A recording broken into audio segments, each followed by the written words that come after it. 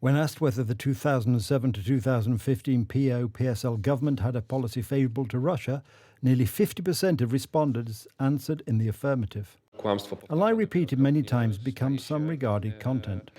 In 2009 to 2010, that is during the PO-PSL coalition, one of the most unfavourable gas supply agreements with Russia was negotiated. Poland was represented by the former Minister of Economy, Waldemar Pawlak.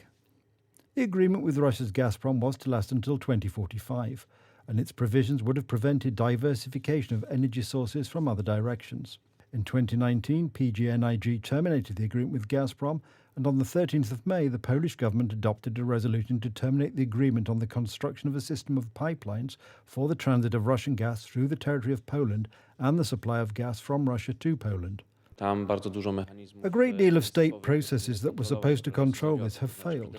Completely irrational conduct of the Polish side regarding the length of this agreement. Former Prime Minister Donald Tusk has made no secret of his desire to build good relations with Russia.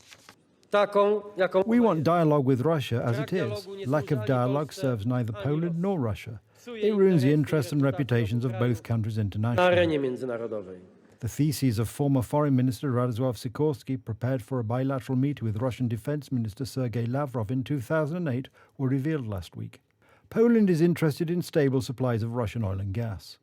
We believe that the EU-Russian energy dialogue is conducive to the development of clear principles of cooperation, and we therefore seek to participate actively in it. On the other hand, in 2010, just 4 months after the Smolensk tragedy, Radosław Sikorski expressed hope for the import of energy from a nuclear power plant in Russia's Kaliningrad.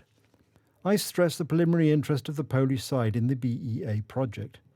I have further declared that the Polish side should consider signing a long-term agreement with Russia for the purchase of electricity from this power plant and on the transit of electricity to European consumers.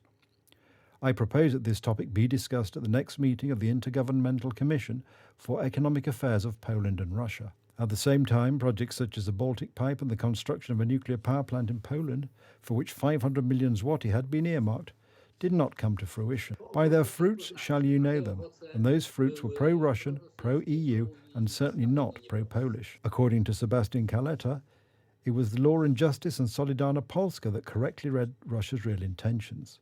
He recalls that it was the late Polish President Lech Kaczynski who pointed out the threats coming from Moscow, especially after the 2008 attack on Georgia. Just a few months ago, Waldemar Pawlak of the PSL criticized the Baltic Pipe. If this option had been in power, it would have practically pursued such a policy until the war broke out. On the 1st of December, Law and Justice deputies submitted a proposal to set up an Energy Verification Commission to investigate Russian influence on the Republic's internal security from 2007 to 2022. The Sejm will take up the project at its next session, which begins on the 13th of December.